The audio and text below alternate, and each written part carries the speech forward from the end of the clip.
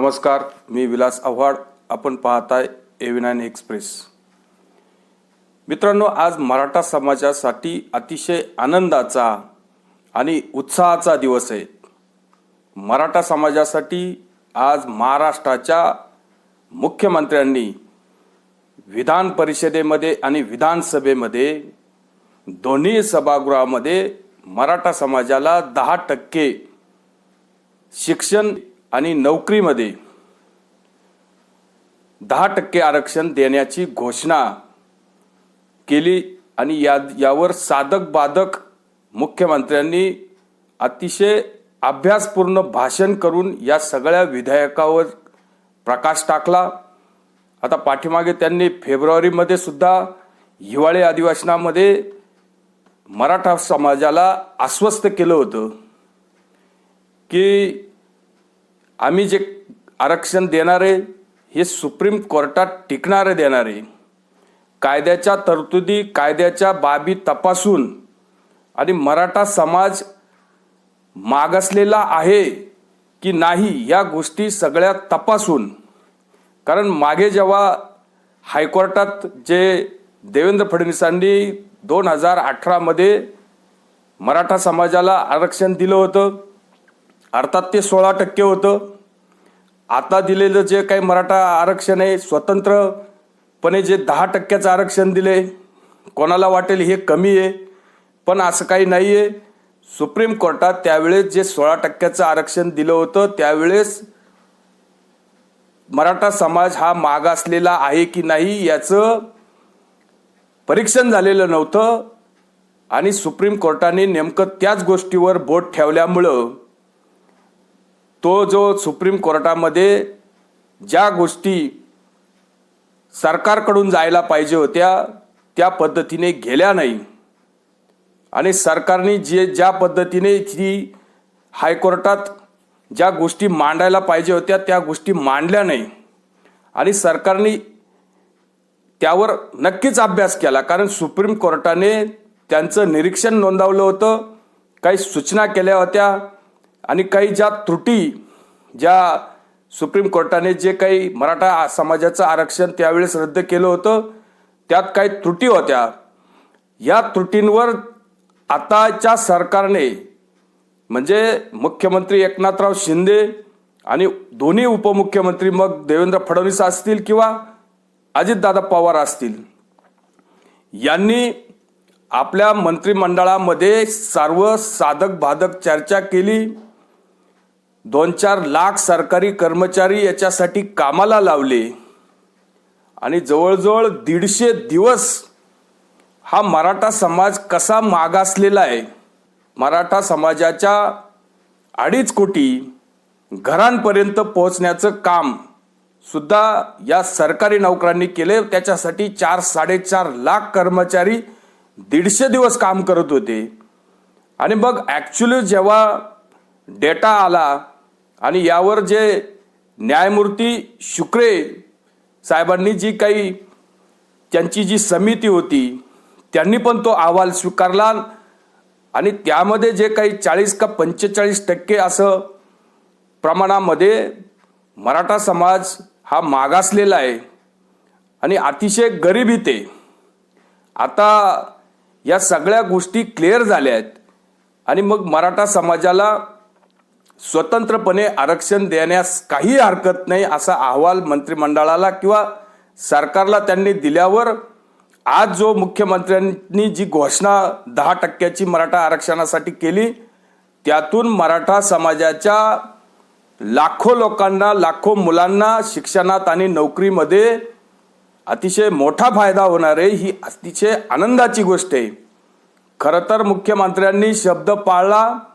राजकारणामध्ये अनेक लोक शब्द देत असतात, त्यांचा वेळ काढून नेतात, वेळ मारून नेतात, वेळ गेल्यावर लोक शब्द काय दिला होता हे विसरून जातात.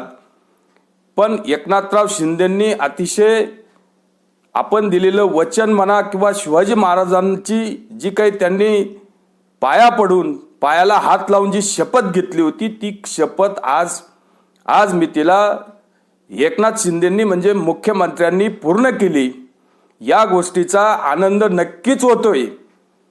अर्थात अशा गोष्टी अतिशय सेन्सिटिव्ह असतात. आरक्षणाच्या बाबतीत आपण मध्यंतरी बघितलं की विनाकारण मराठा समाजामध्ये आणि ओबीसी समाजामध्ये वाद निर्माण होण्याची परिस्थिती निर्माण झाली होती. काही लोक त्यामध्ये तेलमीठ टाकत होते, काही लोक त्याच्यामध्ये आग लावण्याचा प्रयत्न करत होते. आता ओबीसी समाजाला मराठा समाजाशिवाय होणार नाही आणि मराठा समाजाला ओबीसी समाजाशिवाय होणार नाही, अशी आपल्या राज्याची जडणघडण आहे. आणि मग उगाचच आपण वाद घालायचे आणि एकमेकांना पाण्यामध्ये बघायचं अशी परिस्थिती निर्माण होता कामा नये. कारण आपण जे देशामध्ये मणिपूरचं उदाहरण बघतोय, तिथं 2 समाजामध्ये आज 6-7 महिन्यापासून वाद चालू आहे आणि मणिपूर हायकोर्टाने काय निकाल दिला काय नाही दिला, पण आजपर्यंत त्या 2 समाजामधून विस्तव सुद्धा जात नाही. त्याच्यामुळे ह्या गोष्टी अतिशय अभ्यासपूर्ण कराव्या लागतात. कुठेही असं 2 समाजामध्ये तेढ निर्माण होणार नाही आणि त्याचे दुर्गामी परिणाम होतात. आपल्याला असं वाटतंय की मुख्यमंत्री का देत नाही, मुख्यमंत्र्यांना तर काय फक्त पेन घ्यायचं आणि लिहायचंय. आता आपण जे काही याच्यामध्ये तसं पाहिलं तर जरांगे पाटलांचं सुद्धा मोठं यश आहे. जरांगे पाटलांनी याचं स्वागत पण केले, पण जरांगे पाटलांचा जे काही अजूनही त्यांचं जे काही शेपूट आहे ते संपत नाही. जरांगे पाटलांचं अजूनही सगळे सोयऱ्यांचं शेपूट लांबलेलंच आहे. सगळे सोयऱ्यांच्या बाबतीत सुद्धा मुख्यमंत्र्यांनी अगदी स्पष्ट विधानसभेत सांगितले, दोन्ही सभागृहात सांगितले की सगळे सोयऱ्यांच्या देशाच्या बाबतीत किंवा जो काही त्यांनी GR काढला होता, राजपत्र काढलं होतं, त्याच्या बाबतीत 6 लाख लोकांनी हरकती घेतल्या आहेत. आता या 6 लाख हरकती तपासायच्या आहेत. हे कायदेशीर पूर्तता आहे, कायदेशीर बाब आहे. लोक उद्या याचिका दाखल करतील का आम्ही हरकती घेतल्या, त्या तुम्ही तपासल्या नाही, तुम्ही न तपासता तुम्ही सगळे सोयऱ्यांचा आदेश कसा काढला. राज्य सरकारला दोन्ही बाजूनी काम करावं लागतं. कुठल्याही समाजावर अन्याय होणार नाही अशा प्रकारची राज्य सरकारची भूमिका असते. मुख्यमंत्र्यांच्या सगळं हातात असतं. हे सगळं खरं जरी असलं तरी पण मुख्यमंत्री हा कुठल्या विशिष्ट एका समाजाचा नसतो. मुख्यमंत्र्याला राज्यामधील प्रत्येक जाती घटकाचा विचार करावा लागतो आणि सरकार हे सर्वांचं मायबाप सरकार असतं. त्याच्यामुळं कुठल्याही समाजावर अन्याय होता कामा नये. मग वारंवार मुख्यमंत्री किंवा आपले दोन्ही उपमुख्यमंत्री नेहमी आपल्या भाषणांमध्ये सांगायचं की आम्ही कोणत्याही समाजाला किंवा ओबीसीला धक्का न लावता मराठा समाजाला आरक्षण देणार आहेत. याच्यामध्ये कुठलाही किंतु परंतु नाही. मग आपण जे म्हणणार की हे राहिले किंवा ते राहिले, मुख्यमंत्री का देत नाही, असा हा जो भाग आहे सगळे सोयऱ्यांच्या बाबतीत सुद्धा तो विचार होणार आहे.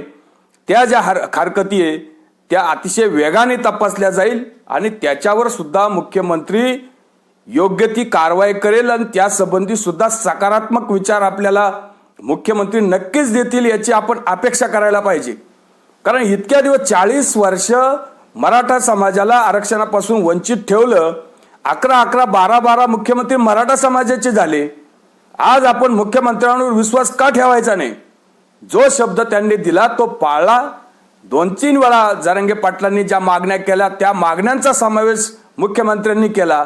खरं तर जरांगे पाटलांनी लगेच तात्काळ या अशा प्रकारची जेव्हा विधानसभेमध्ये मुख्यमंत्र्यांनी घोषणा केली, जरांगे पाटलांनी तात्काळ उपोषण सोडायला पाहिजे होतं आणि या सगळ्या घोषणेचं वेलकम करायला पाहिजे होतं, स्वागत करायला पाहिजे होतं आणि ते करतील अशी आपण अपेक्षा सुद्धा करणार आहे. आणि एखाद्या सरकारची इच्छाशक्ती लागते. निवळ झुलवत ठेवायचं, या समाजाला झुलवत ठेवायचं, त्या समाजाला झुलवत ठेवायचं, प्रश्न प्रलंबित ठेवायचे, असं काम हे एकनाथ शिंदे करत नाही. आणि त्यांना जी काही प्रेरणा आहे, त्यांना जी काही ऊर्जा आहे ही देशाच्या पंतप्रधानांची आहे. एखादी गोष्ट पंतप्रधानांनी सांगितली तर ती पूर्ण होते. हे सगळ्या गोष्टी माहीत आहे आणि मराठा समाजाला सुद्धा माहिती आहे का जिथं देवेंद्र फडणवीस बरोबर आहे तोच माणूस मराठा समाजाला न्याय देऊ शकतो, अन्य कोणीच नाही. तेव्हा मराठा समाज सुद्धा या आजच्या मुख्यमंत्र्यांच्या जे काही मराठा समाजाला 10% आरक्षण दिले शिक्षणात आणि नोकरीत, मराठा समाज सरकारवर नक्की विश्वास ठेवील आणि जरांगे पाटलांनी सुद्धा तो ठेवला पाहिजे. जरांगे पाटलांना भीती कशाची वाटते? जरांगे पाटलांचं आंदोलन स्वतः त्यांनी इतकं मोठं केलं, इतकं मोठं उभं केलं. खरं त्यांना आता भीती वाटण्याचं कारण काय? की जरांगे पाटलांना अजून ते किती दिवस लांबवत ठेवायचे? बरं, लांबवण्याचा उद्देश काय? जेव्हा जरांगे पाटलांना हे बिल आल्याच्या नंतर प्रश्न विचारत होते तर जरांगे पाटलांना योग्य असे उत्तर देता आले नाही. जरांगे पाटील फक्त सगळे सोयरे आणि उगेच धमक्यांची भाषा करायची, पश्चाताप होईल, हे होईल, लेकरं बाळ पोरं, ह्या सगळा विचार सरकारने केलेला आहे. आणि एका दिवसात होईल, एका रात्रीत होईल, ही उचलायची जीवन लावायची टाळूला. कोणीतरी जरांगे पाटलांना स्क्रिप्ट देते आणि जरांगे पाटलांना फक्त जागृत ठेवायचं. जरांगे पाटलांच्या माध्यमातून सरकारच्या विरुद्ध ताशेरे ओढायचे, लोकांच्या मनामध्ये एक दूषित वातावरण तयार करायचं आणि येणाऱ्या जे काही निवडणूक आहे त्या बाधित करायच्या आणि लोकांना काहीतरी वेडवाकडं सांगायचं. लोक पण जरांगे पाटलांचा आता ऐकणार नाही. जो निर्णय झालाय तो चांगला झालाय. जरांगे पाटलांना असं वाटतं की जे काही आपलं चाललंय हे चालून ठेवायला पाहिजे. लोक आपल्या भक्ती करतात, एखाद्या देवाची जशी लोक प्रार्थना करतात त्याप्रमाणे लोक आपल्या येऊन पाया पडतात. जरांगे पाटील हे मोठेच आहे, नक्कीच त्यांचा लढा चांगलाच आहे. पण देवाला देव पण जेव्हा येतं तेव्हा देवाने नेहमी आशीर्वाद द्यायचा असतो आणि मागण्या आपल्या पूर्ण झाल्या तर आपण थांबायचं पण असतं. किती ताणवायचं, रबर किती ताणवायचं की तुटेपर्यंत ताणवायचं, हा सुद्धा विचार जरांगे पाटलांनी केला पाहिजे. आणि हे काँग्रेसचं किंवा कुठल्या उभाटा सेनेचं सरकार नाहीये की काहीतरी शब्द द्यायचे आणि काहीतरी वेडवाकडं करायचं. आपल्याला पाठीमागे नेतो जरा. जेव्हा अटल बिहारींचं सरकार केंद्रामध्ये होतं तेव्हा 3 राज्याचं विभाजन केलं होतं. एक उत्तर प्रदेश, एक मध्य प्रदेश आणि तिसरं बिहार. आता उत्तर प्रदेश मधून उत्तराखंड बाजूला केलं. कुठेही हाणामारी झाली नाही. अतिशय व्यवस्थितपणे त्याचं विभाजन केलं, क्षेत्राचं पण विभाजन केलं. आणि बिहारमधून झारखंड वेगळं केलं. तिथं पण कुठेही तक्रारी झाल्या नाही आणि कुठेही तणावाची परिस्थिती निर्माण झाली नाही. आणि मध्य प्रदेशातून छत्तीसगड वेगळं केलं, त्या ठिकाणी कुठेही तणाव निर्माण झाला नाही. या 3 राज्याचे 6 राज्य तयार झाले. आज अगदी आनंदात आणि उत्साहात देशाच्या विकासाबरोबर राज्याचा पण विकास होतोय. तेच आपण एकच राज्याचं विभाजन काँग्रेसने केलं आणि अतिशय गलथानपणे केलं. ते म्हणजे आंध्राचं विभाजन करून जे तेलंगणा निर्माण केला. जवळजवळ 2 वर्ष या तेलंगणामध्ये वाद निर्माण झाले.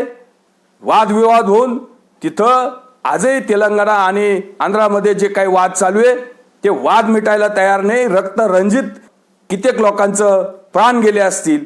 त्याच्यामुळं हे काम करताना अतिशय काळजीपूर्वक करावं लागतं. शेवटी सेन्सिटिव्ह भाग असतो. नेहमी लोकांच्या भावनांशी खेळायचं नसतं.